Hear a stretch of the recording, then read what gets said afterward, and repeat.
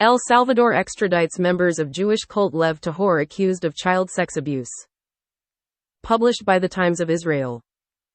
Eliezer Rumpler extradited to Israel for allegedly disrobing, beating students, while Jonathan Cardona is sent to Guatemala to stand trial for rape, child abuse and human trafficking. El Salvador has extradited to Guatemala and Israel two members of the extremist Jewish sect Lev Tahor, who were under investigation for alleged child sex abuse, authorities announced Thursday. The cult has been the subject of a months-long probe in Guatemala for the mistreatment of minors. In December 2024, authorities there rescued 160 minors from a farm used by Lev Tahor in Oratorio, southwest of Guatemala City. Lev Tahor, which has accused the government of religious persecution, tried at the time to burst into the compound where the children were taken and recapture them.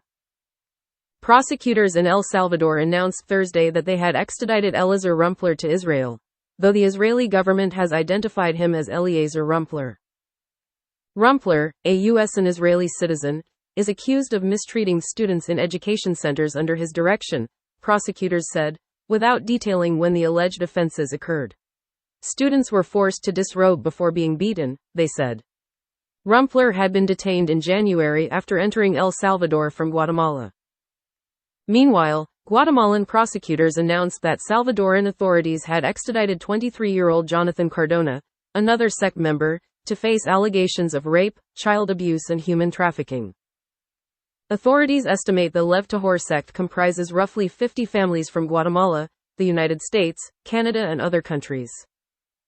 Lev Tahor's name translates to pure heart, but its moves, machinations, and plans are all murky, and in 2017, an Israeli court described the group as a dangerous cult. The group adheres to an extreme, idiosyncratic interpretation of Judaism and kosher dietary laws that largely shield members from the outside world. Men spend most of their days in prayer and studying specific portions of the Torah, and women and girls are required to wear black robes that completely cover their bodies. Founded in Jerusalem in the 1980s, Lev Tahor has been dogged by allegations of child abuse for years.